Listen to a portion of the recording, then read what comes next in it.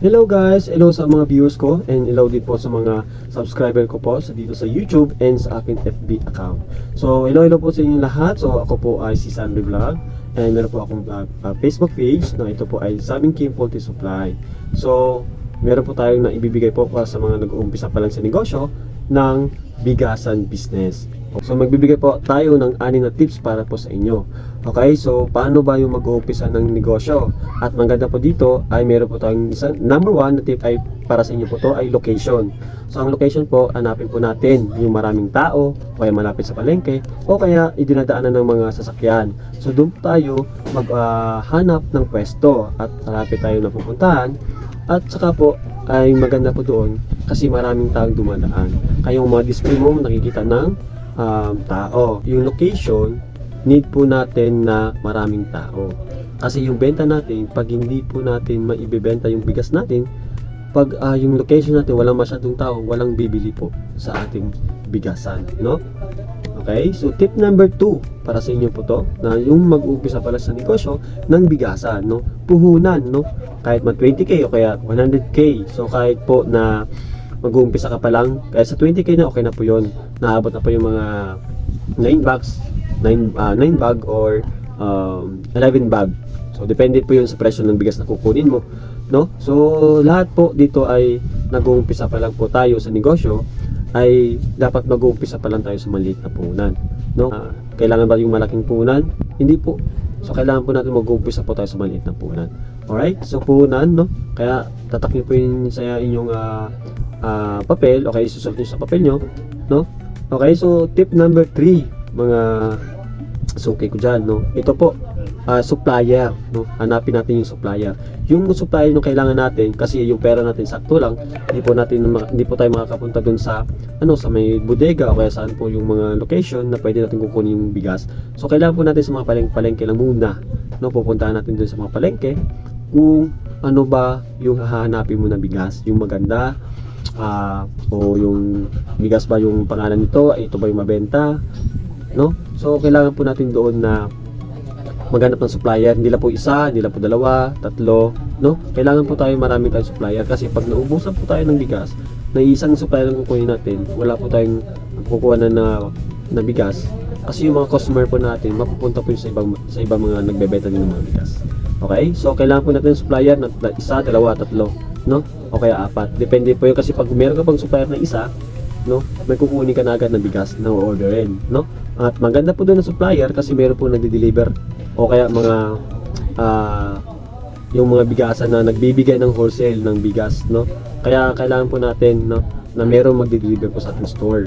Okay, so sa akin po meron po nagde-deliver dito na sa store. So kaya yung iba dito ay naghahanap din ng ipapadeliver din sa mga ibang barangay o kaya sa ibang bayan. So tip number 4. So ito po tip number 4 ay ito yung tinatawag na strategy na paano ba yung mag-grow yung negosyo mo. Okay, so ito po ay tinatawag ng checking account. Yung i-check mo yung account mo sa bangko, no? So ako sa mga nagde-deliver po ng bigas o kaya mga dito po yung mga feeds, so cash to cash po aking yung bayad. Kaya yung utang po di po meron po utang 1 day, pag bukas bayad ka ulit. Yun po yung meron po ahente na magbibigay sa iyo ng 1 day na palugit tapos bukas sisingilin ka niya. Okay?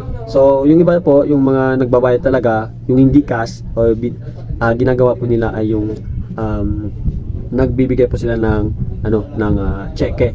Kasi yung pera kung bibilin mo, kung yung pera mo umabot ng 1 million, baka ma-adapt. Kasi yung pera mo dalang-dala mo umabot ng 1 million. O di ba? So mas maganda po doon kasi hindi mabigat sa bulsa. Kaya ginagawa ng mga malaking pera, chine-cheque nila po yun. Kaya doon po yung binabayad nila sa mga company na yung pera nila andun na po yung sa cheque. So tip number 5, so build up, no, a good name. Ibig sabihin, so kailangan po natin sa sarili natin yung pangalan natin dapat malinis. Kasi naniniwala tayo sa mga tao na yung pagkukunan natin ng mga bigas o kaya feeds. So kailangan po natin sa tao ay tiwala. Yung talagang na kahit palugit ka 3 araw, kaya 2 araw, kaya 1 week, makapagbigay ka na agad ng bayad sa kanila. Kasi pag maganda yung pangalan mo, maganda yung bayad mo, kasi yung ginagawa niya araw-araw, ginagawa niya every week sa iyo, okay, 3 days, kasi i-deliver ka nila kasi yung bayad mo kasi nasa ano ka, nasa tama ka kasi yung palugit mo na binibigay mo sa kanila at saka binibigyan nila ng palugit ay ikaw ay nagbabayad ka ng tama. Alright? So, kung naiintindihan niyo po yun, yung sinasabi ko, so ito po yun yung tinatawag nila na active ka, magbibigay ka ng pera kasi hindi mo sila ni-scam. Kasi pag ni-scam, kasi alam mo na yun eh. Kasi nasisira yung pangalan mo, kwento doon, kita dito, di ba? Kasi yung pangalan, ganyan, o di ba? Etc. Ang dami. Tama? So ngayon, kaya pag-iisipan mo talaga yung negosyo mo, dapat dedication ka sa ginagawa mo. Okay? Yung pangalan mo dapat linis, no? Kasi yung negosyo mo, mag-grow yan kasi yung pangalan mo, tsaka yung ginagawa mo araw-araw, yung binibigay mo sa kanila. Kasi mabuti yun eh. Kasi meron naman iba, hindi nagpapautang yung kanilang produkto. Kasi yung iba naman nag-uutang pero hindi sila nagtatagal sa negosyo nila. No? Kaya kailangan natin consistent yung ginagawa natin, yung pangalan natin, no? Okay? So, tip number 6. Okay, para po sa inyo lahat, ito po ay paano po magbi-build yung pangalan nyo, tsaka yung negosyo nyo, paano ba yung mag-grow, at paano din po yung mag-successful ka dito sa negosyo ng bigasan. Okay? So ito po yung consistent na gagawin mo. Dedication ka, risk mo yung gagawin mo sa negosyo nito. Dapat full time ka dito sa inyong negosyo. Kasi yung negosyo, pag iniwanan mo to, tsak po ay malulusak po tong negosyo mo. Tama? Kasi yung iba po, nagninegosyo sa loob ng 1 month, tapos sabi ng sisip nila, ay, ang tagal maubos ng bigas, ay, ang tagal ng ano, ganyan, daming reklamo, daming ganyan.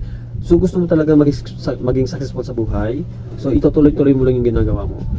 Kasi, hindi ka maging successful sa buhay kung hindi mo itutuloy yung ginagawa mo araw-araw. Tama? Kasi ako ay matagal rin ako nagnegosyo, pero yung negosyo ko po, hindi po itong bigasan. Kasi, una po, part-time po yung ginagawa ito, yung bigas ang ginagawa ko, dito po sa aking pagla-live o kaya sa akin sa pag-Facebook kasi nag-uumpisa lang dito sa negosyo ko sa bigasan ay nag-AFB po ako dati. Ngayon po nakapaghanap ako ng sarili kong pwesto dito po sa loob ng market ng Tigbawan, Iloilo. Kaya mga guys, kung kayo po ay willing pong magnegosyo at willing po kayo mag-business ng bigasan ito, ay ito po ay maganda po to para sa inyo po na nakukuha na ng tips ito na aking video. Kaya mga suki ko po dyan sa mga bumibili po lagi dito sa akin. So, at ako ay nagpapasalamat sa inyo kahit bago-bago pa ako. Kasi dito po sa negosyo ko nito ay yung traditional ko pag negosyo ito po ay umabot po na ng lagpas na po 2 years po ako dito sa aking negosyo. Kaya ngayon po, so may ipapakita ko po sa yung video at saka yung picture kung paano po nag-grow yung aking negosyo. Kaya mga guys, kung meron pa kayong itatanong sa akin, mag-comment na po kayo dito sa aking video para po ay sasagutin po natin yung katanungan niyo po dito sa aking video o kaya sa inyong tips. Okay?